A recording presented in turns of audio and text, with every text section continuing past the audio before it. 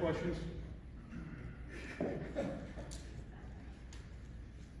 Go. Well, Donnie, watching App State, one of their big D linemen, Demetrius Taylor, kind of stands out on film. Is he kind of a guy you almost have to know where he is pre-snap game plan for a little bit? You know, they have a lot of good players. You know what I'm saying? Singling him out, yeah. You know, he definitely is obviously an aggressive guy, knocks the line of scrimmage back. They got 10 starters back on defense. They're a very experienced team. I think they gave up 16 points a game. Somebody told me. I'm glad I didn't look that up earlier. You know what I'm saying? So the whole group is like that now. Some of them are bigger and stronger, and they kind of play more of a bull rush and knock you back. Some of the guys are quick, kind of run around you, a little bit like that. But there's a lot of guys that really concern me. He would be one of them, though.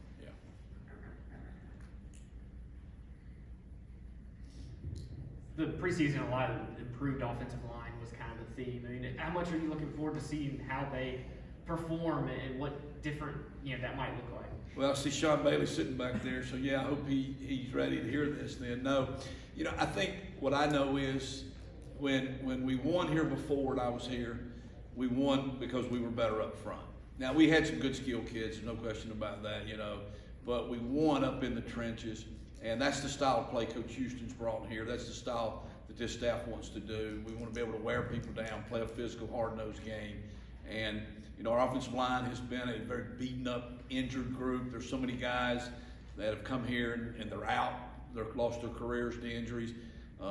We've kind of finally rebuilt that, I think, a little bit. We have some depth there. We've got maybe, 3 guys at each position that could roll in there, meaning at guard there's 3. So they might have to play both sides. We kind of have 2 and a spare. It's kind of like that at tackle, I think, going into the game. I think that's really important, especially early in the season. It's probably going to be hot. It's probably going to be a humid type game.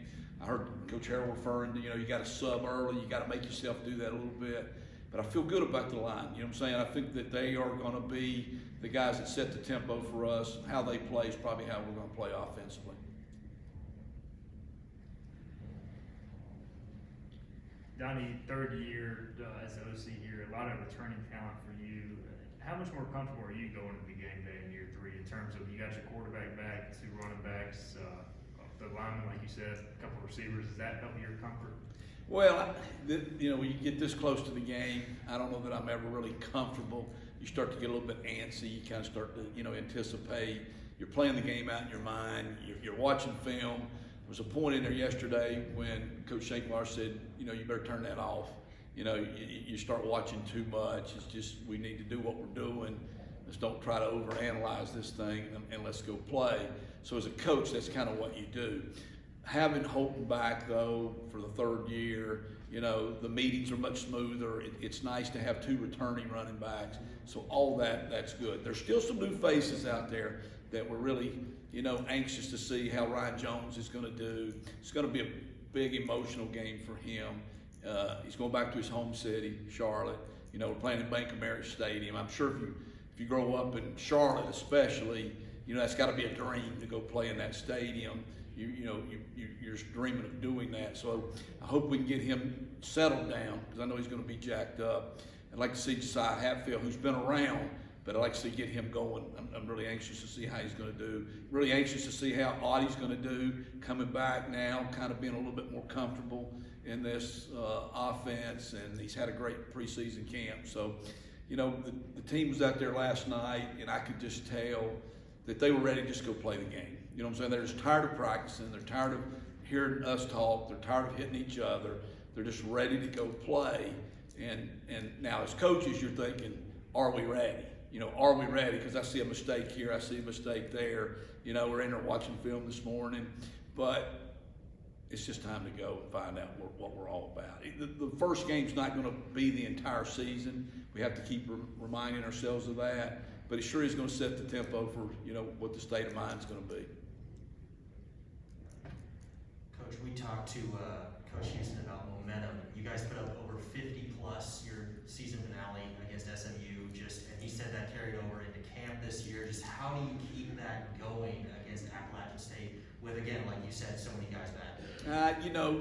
It's nice to have that. I think when you're in a positive state of mind, when you start to believe. That's been a big thing, I think, coming back here when the program was kind of at its lowest point maybe. But it was kind of like that when I came here in 2005 too. We were very fortunate in 2005 to play a team out here and win that first game. And we didn't play great. They just happened to be worse than we were at that time. But I think the kids balled in a little bit more because they believed. They kind of got the confidence that they could go win. You know, that's kind of been a big deal here, trying to get that going. Year one, we were not really ever ready to kind of get that momentum going and sustain it. Last season, ups, downs, but we did finish well, finished with 2 wins in a row right there. Played good offensively, you know, obviously in the last game. So we're trying to carry that over, but I just don't know that it does. You know, one year to the next year, I don't know that it does carry over. So you just got to go out there, and I think, you know, as the play caller, I just have to try to be careful to just realize, you know, it's 4 quarters of a game. You know, guy can go out there and throw the immaculate inning in the first inning and then get shelled the inning 2, though. You know what I'm saying? You can strike out and then you can hit a home run. And in football, sometimes we may get a quick score. Everybody wants to go score first. You know, we do. We scored first at Georgia State, and that's probably the worst day of my college coaching career. So that didn't work out. So I'm just focused on, you know, what you're doing, setting stuff up, what you're calling. If you're scoring, you're trying not to get too excited. If you're not scoring, you try not to panic too much. So you just have to kind of play the game out. It's just got some ups and downs in it. And I hope we can come out and carry over that momentum, because that was as good a first half, I guess, against SMU as anybody could possibly play. I think we scored every time we had the ball. And didn't have much time left in the last one, so I think we kicked a field goal. We probably would have scored a touchdown every one of them. But I just don't know if that's got anything to do with it or not. You know what I'm saying? Different team, they're a veteran team, they're used to winning. You know what I'm saying? Like that, we're going to have to go in there and break their will. Our guys are going to really have to match them. If we get ahead, I promise you they ain't quitting. If we get behind, we better not quit.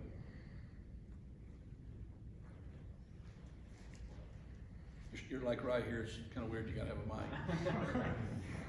I guess it's for the guys in the back. That's right. You've been at App State, correct? Yes, and I been have. around. You know, I mean, Yes, I have. I've got great memories of that mountain. just I guess big picture. I mean, you probably understand the in-state factor. It's not like you're opening up against Fresno State or Eastern Michigan or whatever. I mean, these are 2 programs that have similar aspirations. I mean, what kind of impact can that have for either team, and obviously for y'all to win a game like that? You know, this is a fun game. I know it's a fun game probably for the fans, right? I think it would be, because it's kind of east, you know, versus west a little bit. We're kind of meeting in the middle, a little bit like that. I was at Appalachian State from, well, I'm not going to give you the years because that'd give away my age way too much, but I was there for 7, I guess 8 years. And I know that mentality that they have that chip on their shoulder. We were like that when I was there. We started winning conference championships under Mac Brown and Sparky Woods, who I worked for there.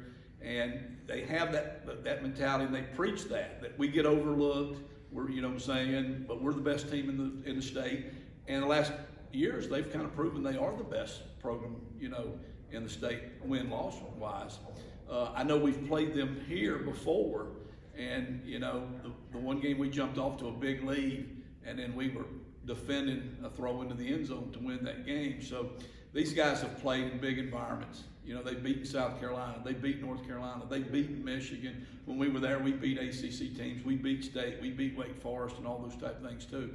So yeah, they've got that culture that we're actually trying to build here, because we need that chip on our shoulder and go play like that too. So it's going to be a clash of 2 programs that are trying to establish themselves as the best program in the state.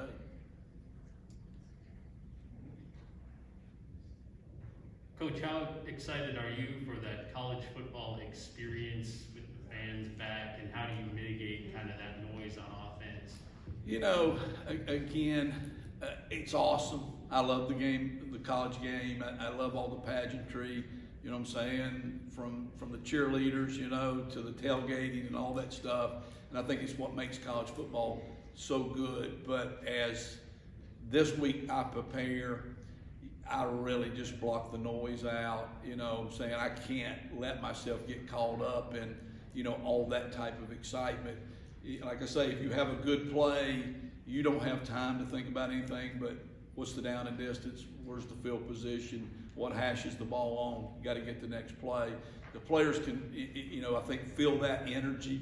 Last year was a weird year, I'm saying, we're sitting in the press box before the first game. It felt like spring ball, felt like a Saturday scrimmage out there. There was a lot more on the line, obviously, than that, but that's what it felt like.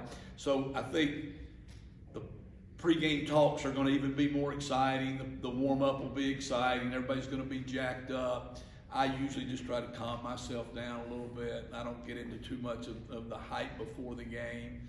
I let the players do that.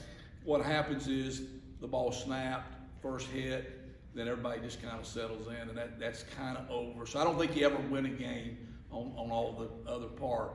I think it helps you in recruiting. I think it helps you get better players, you know what I'm saying? I think sometimes maybe the other team can get affected. When you play here in this stadium, I know talking to coaches on other staffs, they say, yeah, it can get to you a little bit, you know what I'm saying, playing in this environment, because this thing can get rocking pretty good.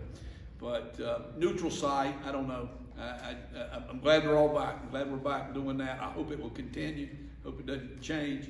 But at this point, I'm not thinking a lot about that, though.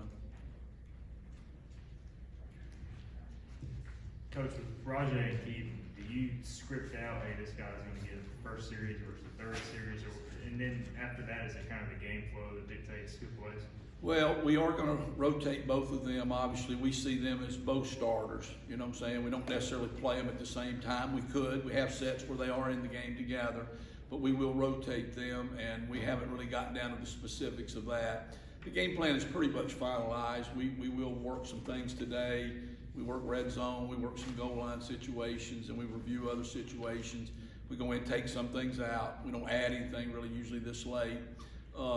We talk in terms of who we want to get the ball to, though, a lot, especially in third downs. You think more personnel than you do play. I don't think the play is nearly as important as who's running the play or who's getting the ball in the play. So we haven't really thought like, okay, we want him to get it 20 and him get it 21 or anything like that. We just know that we want both of them to have it a lot.